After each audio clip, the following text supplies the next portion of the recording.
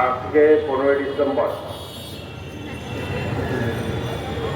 মহান বিজয় দিবসের প্রাক্কালে মহান মুক্তিযুদ্ধের মহানায়ক, স্বাধীনতার ঘোষক শহীদ প্রেসিডেন্ট জিয়াউর রহমান সহ মহান মুক্তিযুদ্ধে অংশগ্রহণ করে যে সমস্ত মহান মুক্তিযোদ্ধা আমাদের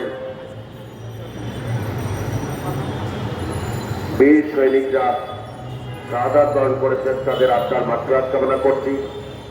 এবং আজও পর্যন্ত সেই মুক্তিযুদ্ধের আহত পঙ্গুত্ব বরণ করে যারা বেঁচে আছেন তাদের প্রতি আমি গভীর কৃতজ্ঞতা প্রকাশ করছি। একটি কথা বারবার বলা হয় যে মহান মুক্তিযুদ্ধের সময় ভারত নাকি আমাদের পাশে দাঁড়িয়েছিল, ভারত নাকি আমাদেরকে সহযোগিতা করেছিল। আমি এই বিষয়ের সঙ্গে দ্বিমত পোষণ করি। ভারত তার স্বার্থেই মুক্তিযুদ্ধের সময় তার স্বার্থে বাংলাদেশের পাশে সহযোগিতা করার ভান করেছিল।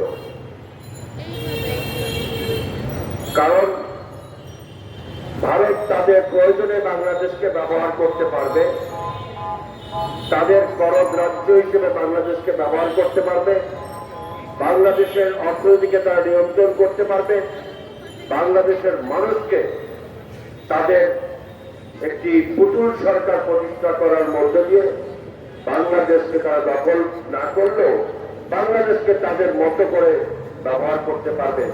সেই কারণে মহান মুক্তিযুদ্ধের সময় বাংলাদেশকে সহায়তার ভান করেছিল। এবং ভারতের কলকাতায় যারা মহান মুক্তিযুদ্ধে ভারতের কলকাতায় গিয়ে যারা ট্রেনিং নিয়েছিল, তারা ছিল আওয়ামী লীগের প্রেতাত্মা, আওয়ামী লীগের নামধারী, মুক্তিযুদ্ধের চেতনার নামক ব্যবসায়ী। তারা বাংলাদেশের মুক্তিযুদ্ধে কোনো অবদান রাখে নাই, বরং মহান মুক্তিযুদ্ধের ঘোষক শহীদ প্রেসিডেন্ট জিয়াউর রহমান তিনি স্বাধীনতার ঘোষণা দিয়ে রণাঙ্গনের নিজের নেতৃত্বে বাংলাদেশের মুক্তিযুদ্ধকে সফল করেছিলেন, বাংলাদেশের সকল মানুষকে সাথে নিয়ে। আরেকটি বিষয় খুব জোরে সোরে বাজারে রয়েছে যে বাংলাদেশের কলম বন্ধু হচ্ছে ভারত। এটাও কিন্তু ভারতীয় যারা এজেন্ট হইতেছে, যারা বাংলাদেশে ভারতের দালাল, তারাও কিন্তু এটা বারবার প্রচার করে। কারণ ভারত কখনো বাংলাদেশের সঙ্গে তাদের আচরণ দিয়ে বন্ধুত্বে প্রমাণ রাখতে পারেনি। তারা যতবার বাংলাদেশে গণতন্ত্র প্রতিষ্ঠার সময় হয়েছে, নির্বাচনী প্রক্রিয়া স্বচ্ছ করার চেষ্টা করা হয়েছে, ততবার ভারত বাংলাদেশের গণতান্ত্রিক প্রক্রিয়া বিনষ্ট করার জন্য তারা অবদান রেখেছে। তাদের পুতুল ছিল শেখ মুজিবুর রহমান। সেই শেখ মুজিবুর রহমানকে ক্ষমতা এনে বাংলাদেশের মানুষের মৌলিক অধিকারকে হত্যা করেছিল। 21 বছর পরে আবার তাদের সেই শেখ মুজিবুর রহমানের কন্যা খুনি হাসিনাকে তাদের পুতুল বানিয়ে বাংলাদেশের মস্তকে বসিয়ে দিয়েছিল এই ভারত। এবং শেখ হাসিনাকে দিয়ে বাংলাদেশকে তাদের কলোনির মতো ব্যবহার করার চেষ্টা করেছে। আরেকটি কথা কিন্তু বাজারে চালু আছে, সেটি হচ্ছে বাংলাদেশে সাম্প্রদায়িক যে সম্প্রীতি, সেই সম্প্রীতির বিরুদ্ধে সবসময় ভারত থেকে বলা হয় বাংলাদেশে সনাতন ধর্মাবলম্বীদের নাকি নিরাপদ নয়। বাংলাদেশের কোন মানুষ কোনদিন ধর্মের কারণে কোন মানুষের উপর কোনদিন আক্রমণ করেননি। এটা বাংলাদেশের মানুষের কালচার না, বাংলাদেশের মুসলমানদের কালচার না। এটি একটি ধোয়া এবং ভুয়া স্লোগান। এর মধ্যে আমরা আবার একটু গা ভাসিয়ে দিই। আমরা কখনো কখনো বলতে চাই যে হ্যাঁ, সাম্প্রদায়িক ইয়েতে আমাদের হিন্দু ভাইদের উপরে আক্রমণ হয়নি, সেইটা আমরা বলবো না। আক্রমণের নামে যেটা ব্রাহ্মণবাড়িয়া নাসিরনগর থেকে শুরু করে আওয়ামী লীগের আমলে যে সমস্ত ঘটনাগুলো ঘটেছে এবং 5ই আগস্টের আগে এবং পরে যে সমস্ত ঘটনা ঘটেছে তাদেরকে হিন্দু হিসেবে মারধর করা হয় নাই, তাদেরকে আওয়ামী লীগের প্রেতাত্মা, আওয়ামী লীগের রক্ষক, আওয়ামী লীগের অর্থদাতা, আওয়ামী লীগের দালাল হিসেবে দেশের মানুষ তারা তাদের উপর আক্রমণ করেছে। যদিও আমরা কোন আক্রমণের পক্ষে নই। যদি 5 জন হিন্দু ভাই একটি গণ বিপ্লবের সময় আহত হয়, সেটি যদি সাম্প্রদায়িক সম্প্রীতি বিনষ্ট করা হয়, তাহলে হেফাজতের যে হাজার হাজার আলেম ওলামাদেরকে রাতের অন্ধকারে গুলি করে তারপর হত্যা করা হয়েছে, তাদের ব্যাপারে কেন আমরা বলি না যে এই দেশে আলেম ওলামাদের উপর নির্যাতন করা হয়েছে? ভারত কি সেই বিষয়ে কোনো কথা বলেছিল? তখন বাইতুল মুকাররম মসজিদে পুলিশ ফুট করে ভিতরে ঢুকে মুসলিমদেরকে হত্যা করেছে, হামলা করেছে, নির্যাতন করেছে, সেই বিষয়ে কি ভারত কোনো কথা বলেছিল? বলেনি। অর্থাৎ বাংলাদেশে এই যে সাম্প্রদায়িক নির্যাতনের এই ধোঁয়া এবং ভুয়া, এই আওয়াজ তোলার জন্য, বাংলাদেশকে চাপে রাখার জন্য ভারত এটিকে কৌশল হিসেবে ব্যবহার করে। কারণ আজকে এই মুহূর্তের খবর, আজকে আপনি খবর নেবেন ভারতের বিভিন্ন প্রদেশে জোর করে মুসলমানদেরকে জয় শ্রীরাম বলতে বাধ্য করা হয়। বাংলাদেশের কোন জায়গায় আপনি এরকম কোনো বিচার পাবেন না যে কোন হিন্দুকে বলা হচ্ছে যে আপনি বাংলাদেশ জিন্দাবাদ বা নারায় তাকবীর স্লোগান দেওয়ার, এই ধরনের কোন ঘটনা কিন্তু খুঁজে পাওয়া যাবে না।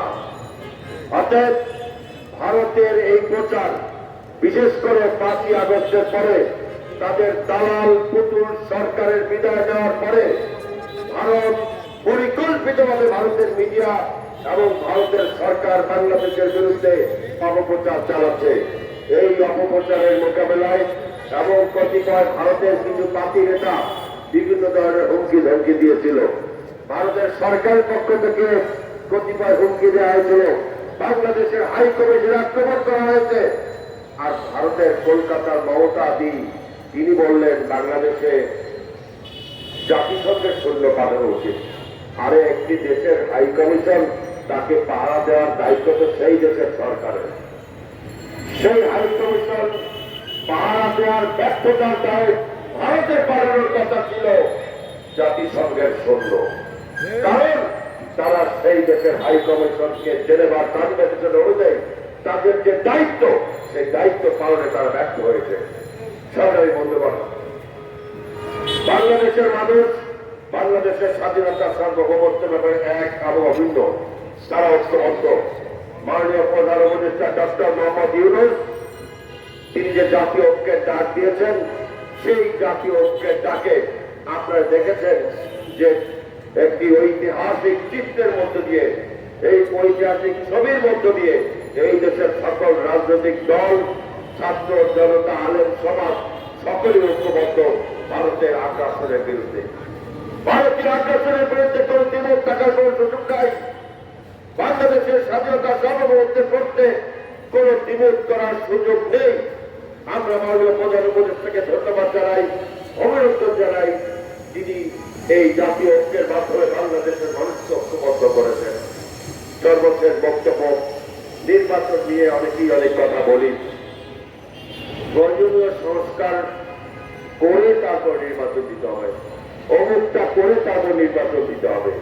অন্তর্বর্তীকালীন সরকারের দায়িত্ব হচ্ছে, প্রথম দায়িত্ব ছিল মানুষের দ্রব্যমূল্য, মানুষের ক্রয় ক্ষমতার মধ্যে নিয়ে আসা।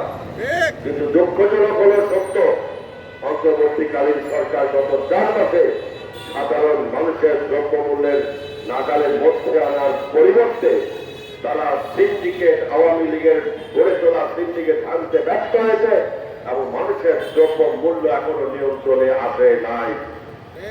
এই বিষয়ে সর্বপ্রথম আপনাদেরকে উদ্যোগ গ্রহণ করতে হবে। খুনি হাসিনা সহ যারা দেশের বাইরে যে সমস্ত খুনি পালিয়ে গিয়েছে, সেই খুনিদেরকে ফিরিয়ে আনার দায়িত্ব ছিল সরকারের, কিন্তু তারা এখনো পর্যন্ত কোনো ব্যবস্থা গ্রহণ করতে পারে নাই। বাংলাদেশের 28 লক্ষ কোটি টাকা যারা পাচার করেছে সেই পাচারকৃত টাকার কোনো উদ্যোগ গ্রহণ করা হয় নাই। সর্বশেষ একটি জাতীয় নির্বাচনের ব্যবস্থা করা এই সরকারের প্রথম এবং প্রধান কর্মকাণ্ড। কারণ এই যে বিষয়গুলো, এই বিষয়গুলো একটি নির্বাচিত সরকারের অধীনেই দ্রুত বাস্তবায়ন করা সম্ভব। একটি দেশে একটি অনির্বাচিত সরকার বেশি দিন যদি ক্ষমতায় থাকে তাহলে পুনরায় সেখানে ফ্যাসিবাদের উত্থান হওয়ার সম্ভাবনা থাকে। আমরা চাই না বাংলাদেশে ফ্যাসিবাদ আবার মাথা চাড়াতে উঠুক। মাননীয় প্রধান উপদেষ্টা অত্যন্ত সম্মানিত একজন ব্যক্তি, বাংলাদেশের গৌরব, তিনি বিতর্কিত হন সেটা আমরা চাই না। বাংলাদেশের সকল মানুষের রক্তে গড়ে ওঠা এই সরকার, এই সরকারের মর্যাদা রক্ষা করার দায়িত্ব আমাদের। কিন্তু সরকারও তাদের দায়িত্বগুলো নিজেদের মতো করে বুঝে নিয়ে তারপরে দেশকে পরিচালনা করবে। অনতি বিলম্বে একটি সুষ্ঠু গ্রহণযোগ্য নির্বাচনের মধ্য দিয়ে জনগণের আকাঙ্ক্ষা অনুযায়ী জনগণের ভোটে একটি নির্বাচিত সরকারের ব্যবস্থা করবেন সেই প্রত্যাশা করি। আগামী দিনে এই আগ্রাসী ভারতের চক্রান্তের বিরুদ্ধে বাংলাদেশের মানুষ যুবকের শপথ দিয়েছে। এই মহান বিজয় দিবসে আমাদের শপথ হোক এই আগ্রাসী ভারতীয় আধিপত্যবাদ এবং বাংলাদেশের গণতন্ত্রের শত্রু আওয়ামী বাকশালী চক্র আর কোনদিন যাতে বাংলাদেশের মাথা উঁচু করে দাঁড়াতে না পারে, সেজন্য যে কোনো ষড়যন্ত্রের মোকাবেলায় আমরা সকলে ঐক্যবদ্ধ থাকবো। ভয়েস অফ বাংলাদেশকে ধন্যবাদ, আপনাদের সকলকে ধন্যবাদ। আসসালামু আলাইকুম।